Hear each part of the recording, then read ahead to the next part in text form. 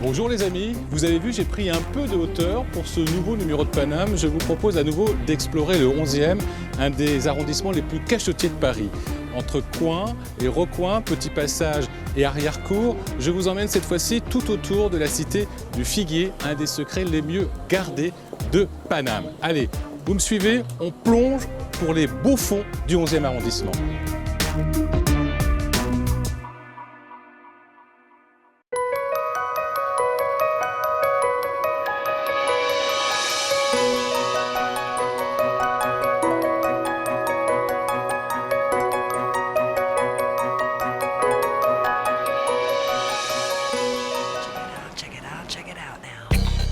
Jouer au ping-pong en buvant des cocktails? Yes, you can. Au Gossima Bar, il y a des tables de ping-pong, des bars à tous les étages et même d'anciens champions du monde. Ils jouent avec leur téléphone, avec leur main. Non. Si. Et ils arrivent à gagner aussi. Ouais, parce qu'ils renvoient toutes les balles. Si vous dites à Yvan « Ristorante, prosciutto, burrata, pomodori, Italia », il vous répondra sans hésiter « L'Oliva, boulevard de Ménilmontant ». Tous les fruits et légumes viennent d'Italie? Tous les fruits et légumes viennent d'Italie. Pourquoi c'est meilleur? Des fois, oui. La cité du Figuier, c'est l'un des plus beaux, voire le plus beau passage du 11e arrondissement. Revue de détail de ce lieu magique avec Frédéric Gersal et Yvan qui, décidément ça ne s'arrange pas, viennent écouter le silence. Écoutez ce calme. Ouais, ça fait du bien. On n'entend rien. Parlez pas aussi fort. Vous avez raison. Avec leur cas, rien ne se perd, tout se transforme, surtout les matériaux de récup. Son atelier, elle l'installe à même le trottoir pour des créations éphémères. Pas toujours facile entre un marché qui s'installe et un assistant équipé de 2 mains gauches. Bon, je vais pas te laisser en faire beaucoup, hein, parce que si tu me fais toutes mes larmes... En plus, je suis pas au bon endroit. Ouais.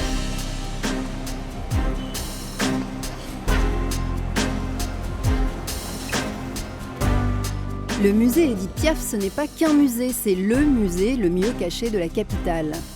C'est aussi une histoire digne des plus grands romans de gare. Il était une fois, il y a bien longtemps, un adolescent nommé Bernard. Un soir, ses parents l'amènent rencontrer une chanteuse. Une chanteuse? Il suit en traînant des pieds. Et pourtant, une passion va naître. Plusieurs décennies plus tard, Bernard rachète l'appartement de l'amour.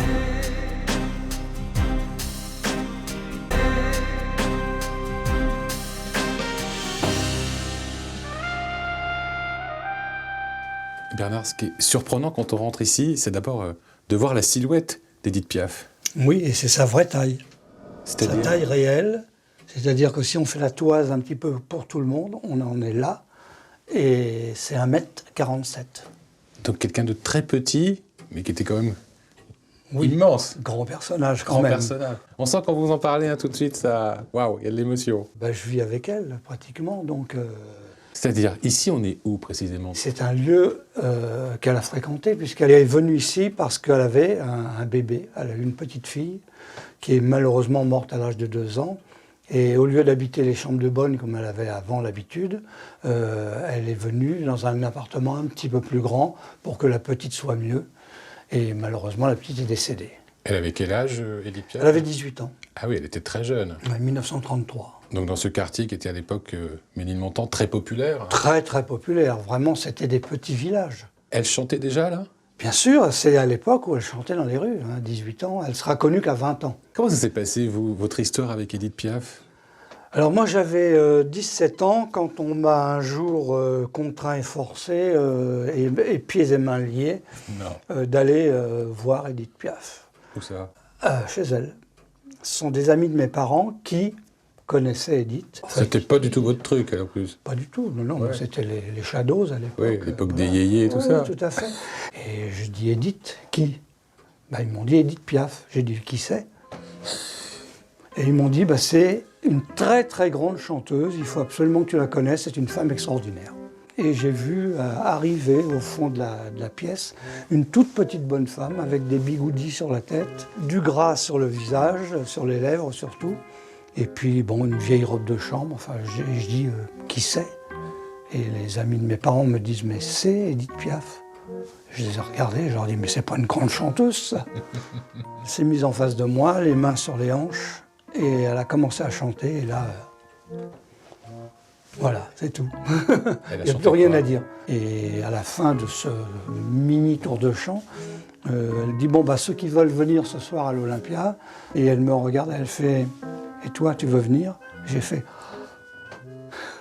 j'avais plus de voix. C'était curieux alors cette ambiance qu'il y avait au boulevard Lannes, cette espèce d'appartement qui servait en même temps de lieu de répétition, c'était un peu... C'était une roulotte, hein, le boulevard Lannes. Ah, c'était une roulotte? Oh, c'était une roulotte, c'était immense, 264 mètres carrés. Ouais.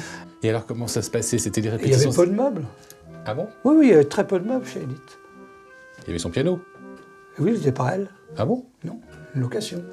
Elle voulait rien posséder? Non. Quels sont les objets selon vous qui sont les plus significatifs, qui racontent le Pour plus moi, une c'est histoire? sûr, c'est la robe. C'est la robe noire? Ah oui, la robe. C'est vraiment l'objet symbolique d'Édith. Quand on sait que c'est de ce petit corps et de cette robe qu'est sortie cette voix, c'est quand même extraordinaire. On va voir les autres objets? On peut. Allez. Il y a ces chaussures de scène, Ouais.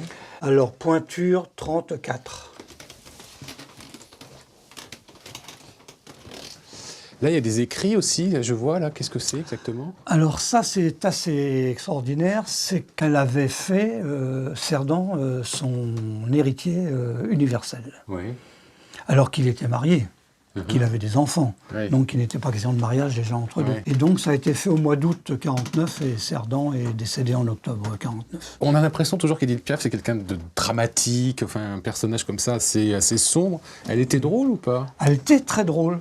Piaf, moi, que j'ai connu chez elle, c'était, si l'on peut dire... Ah, c'était là, c'était ça. Voilà. Ça, c'est vraiment la vraie Ça, Piaf. c'est la vraie Piaf, qui rit, qui s'amuse, qui fait des blagues. Voilà. Elle disait qu'elle se levait le matin, bon, après tout, avoir mis la machine en route, elle disait, bon, qu'est-ce qu'on va faire comme connerie aujourd'hui? Qui est-ce qu'on va emmerder? Qu'est-ce qui reste de Piaf aujourd'hui, en 2017? Il reste le mythe. Les gens ressentent en elle la vraie française et surtout la vraie parisienne. Piaf avait dit Marlène Dietrich, si on devait changer le nom de Paris, on devrait mettre Piaf. Petite précision, Bernard se fera une joie de vous faire découvrir son musée, mais il faut absolument prendre rendez-vous. Je me dirige maintenant boulevard de Belleville pour rencontrer Lorca. Cet artiste s'est fait un nom dans le monde du street art avec sa série Hit Me. Des sculptures fabriquées à partir de matelas trouvés sur le trottoir. Des recettes de cuisine en tout genre, sushi, sandwich, gaufres et pizza, de l'art conceptuel. Sa nouvelle série s'intitule Home Street Home, des maisons de poupées qu'elle fabrique avec uniquement du matériel de récupération. Je vais voir si elle a besoin d'un assistant.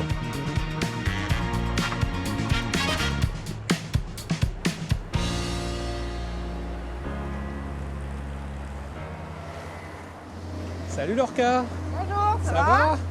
Alors le chantier a commencé à démarrer? Alors il y a quoi? Un morceau de carton? Qu'est-ce que c'est que ça? L'isorel, non? Alors là on a quoi? On a du médium, on a un panneau de bois, on a des lattes de matelas, on a de la peinture, on a des déchets plus courants là comme des canettes Ouais, et ouais. des boîtes de gâteaux. Ça Ouais. va te servir. Bah, j'espère, on va voir. Là le but c'est de réussir à utiliser tout ce que m'offre Stade Encombrant pour réussir justement à fabriquer ma maison, ma construction à base de poubelles, quoi. Et pourquoi ici? Pourquoi dans la rue?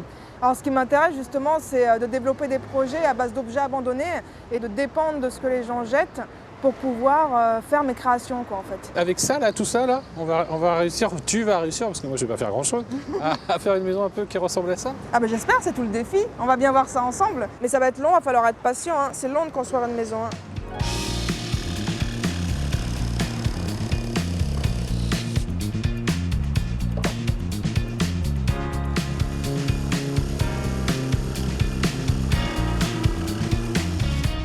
On est vraiment dans de la vraie construction. Allez, je peux faire l'autre côté? Ouais.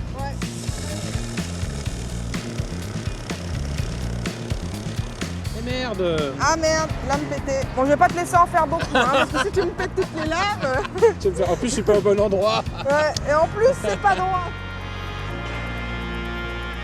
C'est quoi ton parcours à toi? Alors mon parcours, j'ai fait une fac d'art plastique, donc du coup une licence et un master en art plastique. Et avant ça, j'ai fait aussi un parcours professionnel dans le commerce, donc du CAP au BTS, donc complètement rien à voir. Et tu vendais quoi avant alors? Comment? Quand tu faisais un CAP de commerce, t'as vendu quoi? Ah, j'ai vendu tout, j'ai vendu des téléviseurs, du maquillage, de l'alimentation. Je pense que c'est vraiment aussi cette expérience dans le commerce, toutes ces années de frustration justement où j'étais dans une filière qui ne me correspondait pas, qui ne me parlait pas. C'est là, je pense aussi que toute mon identité artistique s'est forgée en fait. Tu dénonces quoi? La société de consommation qui gaspille, qui détruit? Plus qu'une dénonciation, c'est plus, je pense, une sorte de mise en lumière et c'est un peu comme une sorte de reflet de notre société, de proposer, de montrer ce qui est à voir en fait dans la rue d'une autre manière. C'est pour ça que tu te filmes? Toi, tu vis des photos, c'est ça? C'est ça, la vente moi, des photos. Voilà, ce qui m'intéresse vraiment, c'est de réussir à raconter cette expérience urbaine. Le fait que je trouve toute cette matière, le fait que je puisse créer à même la rue sans que personne m'embête, le fait que je puisse abandonner mes créations en m'en dépossédant totalement, c'est tout ce rapport-là que j'aime finalement à raconter dans mes expositions. On finit ce mur? Ouais, grave.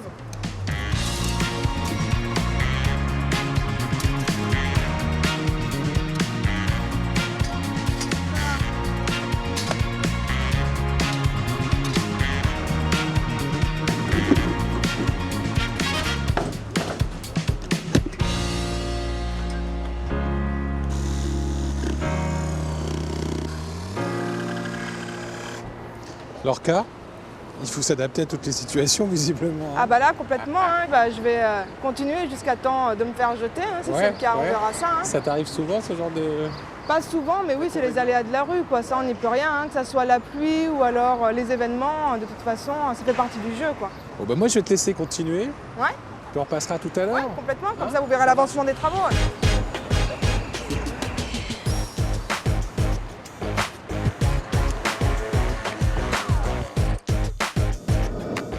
Direction à présent la Cité du Figuier, le cœur de notre balade. C'est un des joyaux du 11e arrondissement. Je remonte donc la rue Oberkampf pour retrouver mon ami Frédéric Gersal, qui en plus de sa passion pour l'histoire, s'intéresse désormais à l'horticulture. Frédéric! Ah, Yvan! Oh, quelle jolie pochette! C'est une pochette naturelle. Qui vient du figuier. Bah, évidemment, c'est tout un symbole, ce figuier. D'abord, par rapport à la cité, vous avez raison, par rapport à la rue, et puis aussi par rapport à sa symbolique de figuier et de feuille du figuier. On la retrouve dans la Bible, figurez-vous. Oui, normalement, c'est une feuille de vigne. Ah ben non, voilà. Si vous relisez les textes saints, vous découvrirez qu'Adam se prend une feuille de figuier comme cache-sexe. En tout cas, ici, c'est une pépite du quartier. Oh là là, c'est magnifique. Quel bonheur d'être là. Écoutez ce calme. Ouais, ça fait du bien. On n'entend rien. Parlez pas aussi fort. Non, vous avez raison. Donc c'est un lieu qui a commencé à, j'ai envie de dire, sortir de terre au XVIIIe siècle, XIXe siècle. Ce sont vraiment ces deux siècles-là, la fin du XVIIIe, début du XIXe, où on est venu ici s'installer pour travailler. Non pas travailler le bois, comme on avait l'habitude de le faire, par exemple, dans le faubourg Saint-Antoine, mais ici, le métal. L'acier, le fer. Et là, il y avait des femmes et des hommes qui passaient des heures de travail, mais beaucoup d'heures.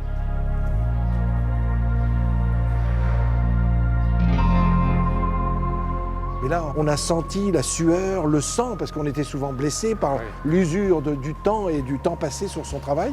Et les ouvriers habitaient dans cet immeuble. D'accord. Ce grand immeuble qui donne sur la rue. Ah oui, c'était organisé comment? Là, on avait les ateliers.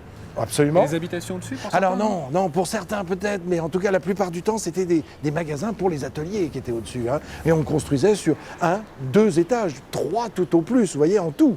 Donc en bas avec ces verrières, toujours pour faire rentrer le jour évidemment, pour pouvoir travailler le plus longtemps possible. Et puis tout ça a été transformé et puis surtout a été magnifié par des façades incroyables. C'est magnifique, c'est incroyable, ça c'est une autre époque. Ah bah oui, c'est hors du temps, parce que figurez-vous, c'est la façade, pas tout le bâtiment, mais la façade nous vient de l'exposition universelle de 1900. 1900, c'est le métro, c'est ça? Alors voilà, vous avez raison, c'est le métro, c'est le Petit Palais, c'est le Grand Palais, c'est le pont Alexandre III, et puis notamment cette façade, si je puis dire.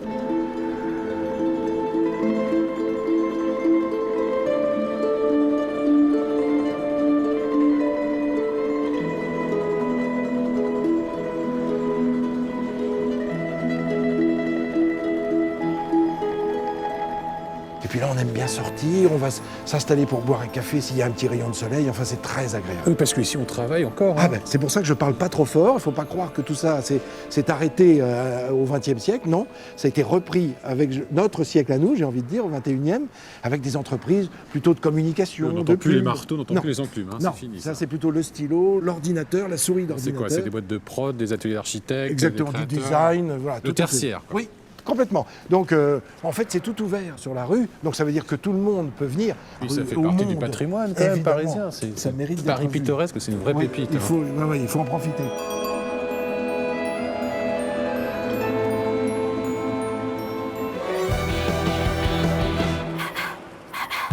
Allez, après le figuier, je passe à l'olivier. Je vous emmène pas très loin, en Italie. Enfin, plus exactement, boulevard de Ménilmontant. Nicolas, un piémontais qui a la bougeotte, est arrivé en France il y a 5 ans. Il a ouvert un restaurant qui fleure bon l'huile d'olive et les produits de qualité. J'ai déjà les papilles en ébullition. Hey, bonjour Nicolas. Bonjour. Enfin, je devrais dire plutôt buongiorno, c'est ça? Bonjour, ouais. Parce qu'on est dans un petit coin d'Italie ici. Ouais. Quelle Italie précisément? Moi, je viens de Piacenza, c'est une petite ville de la région de Bologne, à 60 km au sud de Milan. Et t'es arrivé ici en France quand alors? Ça fait 5 ans et demi que je suis en France. Ici, boulevard de Ménilmontant. Ouais, c'est très sympa. Et ça reste encore un quartier populaire, il y a encore une vraie vie de quartier. Je pense que c'est un quartier en cours de développement. En transition. Ouais, en transition. Ouais. Et ton resto en fait un peu partie de cette transition du quartier, c'est plutôt sûr. Je pense, oui, j'espère. Ouais. Le chef, on le voit en cuisine, maintenant il n'est pas là. Giacomo, il est de Sardaigne. Et qui est à la cave? C'est Léo, c'est lui. Waouh! Comment ça va? Ça va, merci. Qu'est-ce que vous avez remonté de bon à la cave? Ça, je crois que j'adore. Oui. Ça, c'est la burrata. Oui. Qui vient d'Italie? Ça, c'est des burrata des pouilles. Les pouilles. Ça, sont des petites tomates siciliennes. Et les endives viennent d'ici, ça, j'imagine. Non, elles viennent de l'Italie aussi. Parce que tous tes fruits et légumes viennent d'Italie? Tous les fruits et légumes viennent de l'Italie. Pourquoi c'est meilleur? Des fois, oui.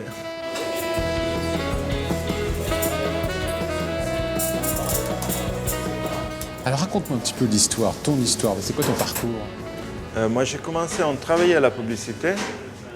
J'ai fait 3 ans comme copywriter à Milan. Après, je voulais changer. J'avais marre de la publicité. Ouais. Ouais, pourquoi? Parce que je voulais faire quelque chose un peu plus concret, un peu plus... Quoi, qui servait à quelque chose, c'est ça? Ça sert à quelque chose. Et j'ai appris en travaillant dans les restos qu'après j'ai ouvert dans ma ville en Italie. Alors pourquoi t'as arrêté? Pourquoi t'es arrivé ici alors en France? Pas parce que j'avais fait tout ce que je devais faire là-bas et alors je me suis dit ok, on va changer, on va repartir. C'est bien ça, il faut trouver de nouvelles énergies. Je vais penser à Berlin aussi, mais après jamais plus Paris. Alors qu'est-ce qu'on mange? Donc ce midi par exemple? Je ne sais pas encore, parce qu'on change tous les jours. Et... Non, pas du tout. J'ai complètement confiance dans les cuisiniers et tous les jours on change.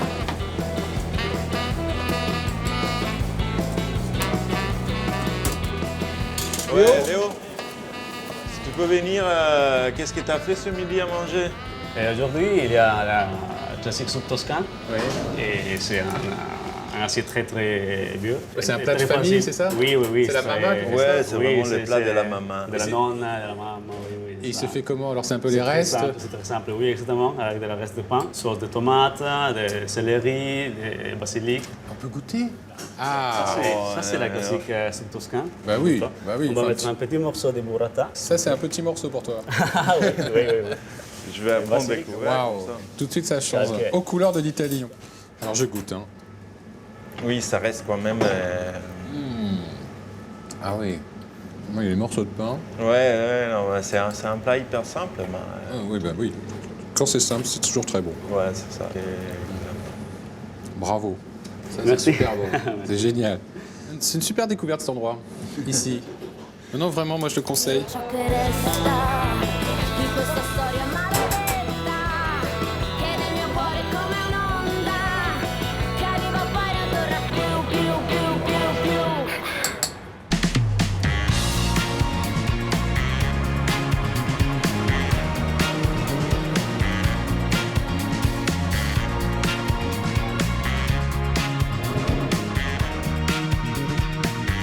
Le très réputé marché de Belleville vient de se terminer. En bon inspecteur des travaux finis, je pars retrouver Lorca pour voir où elle en est avec sa maison de poupée.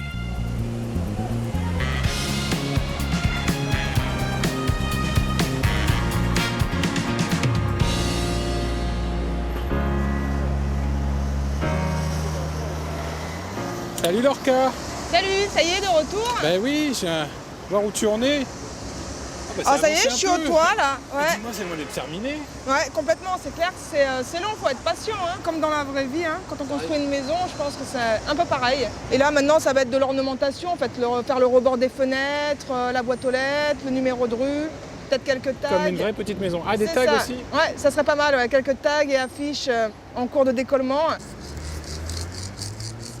Et une fois terminée, elle sera scellée, collée au J'aimerais bitume. bien coller la base sur le bitume pour espérer justement qu'elle tienne quelques jours, étant donné que bon, c'est de la sculpture qui reste quand même facilement récupérable et démontable.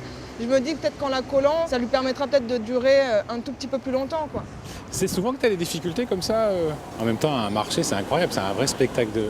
Complètement, quoi. Bah, c'est de là que m'était venue l'envie de faire le projet de Nature Morte il y a quelques années où j'avais travaillé justement avec les marchés parisiens, quoi, justement. Ouais. Et tu avais fait quoi?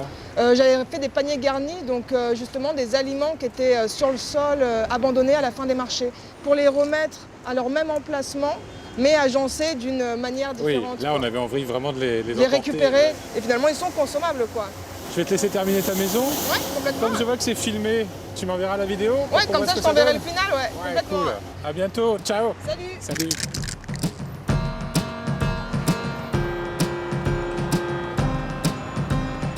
Et voilà le résultat. Surprenant, non?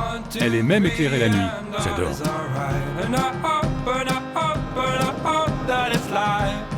Quel rapport entre le tennis de table, un ancien garage, Bob Marley, Marilyn Monroe et un bon cocktail?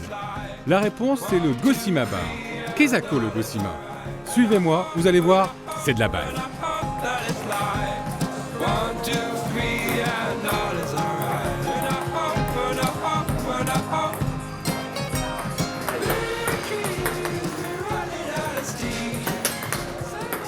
Merde. Dommage. Dis-moi, ça existe depuis combien de temps cet endroit?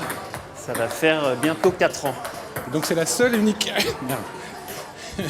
C'est la seule et unique salle de ping-pong bar de Paris? C'est le seul bar, oui, avec des tables de ping-pong à Paris et même en France. Parce que le ping-pong, c'est cool, c'est ludique, ça fait marrer tout le monde avec un verre à la main.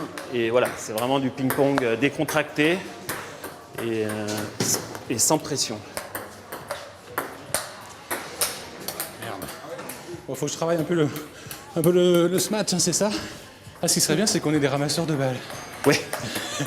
Pourquoi ça s'appelle Gosima ici? Ça s'appelle Gosima parce que c'était le premier nom du ping-pong. Comment ça? Un Anglais qui avait une entreprise de jeux de société et qui a commercialisé une boîte de jeux qu'il a appelée Gosima. Si tu veux, je peux te montrer. Ah, t'en as une? On a un vieil exemplaire qui est, en tout cas, ce qu'il en reste, tu vois, qui est un peu en lambeaux. C'était dans les années, je crois, 1905 que, du coup, la boîte de jeux a été commercialisée et le ping-pong, donc, s'est appelé quelque temps Gosima. Ça doit être en peau de porc, non, c'est ça? Je sais pas encore. Ouais, c'est de la peau. Mais alors, pour jouer avec ça, ça c'est... Ouais. C'est impossible. Donc c'est toi qui es à l'origine du lieu? Comment ça s'est passé? J'ai arrêté mon boulot précédent. Ça fait maintenant, je travaille dans la communication et le marketing du sport. Encore un. Voilà, encore un qui arrête la communication. 9 ans là-dedans. Et je me disais, mais pourquoi il y a des lieux avec des billards qui existent, avec des bowling, et il n'y a pas de lieu cool pour jouer au ping-pong? Et tu t'es associé pour ça? Et je me suis allé chercher des anciens champions de ping-pong. Jean-Philippe Gatien. Ah oui, champion du monde. Ouais, champion du monde, ouais. Je trouvais ça bien de l'associer. Surtout qu'il avait le même état d'esprit que moi, c'est-à-dire il voulait faire un vrai lieu nouveau, quoi. Et mes autres associés, Patrick Chila et Christophe Legout, ils étaient dans l'équipe de France avec Jean-Philippe. Et de temps en temps, ils viennent. Alors, ils jouent. On leur organise des petits défis contre les clients. Et pour équilibrer les choses, ils jouent, par exemple, avec ça, tu vois. Ou avec leur... Et ils gagnent? En général, ils gagnent. Ça, c'est pas évident. S'il y a un mec un peu costaud en face, ils pourraient jouer sans raquette. Ils vont galérer. Ils jouent avec leur téléphone, avec leur. Si. Et ils arrivent à gagner aussi. Ouais, parce qu'ils te renvoient toutes les balles. Donc ici, on joue au ping-pong, on boit et on danse aussi. Donc on coupe quasiment toutes les lumières que tu vois là. on On peut jouer bascule dans en mode soirée et ça fait sortir les balles comme si elles étaient phosphorescentes.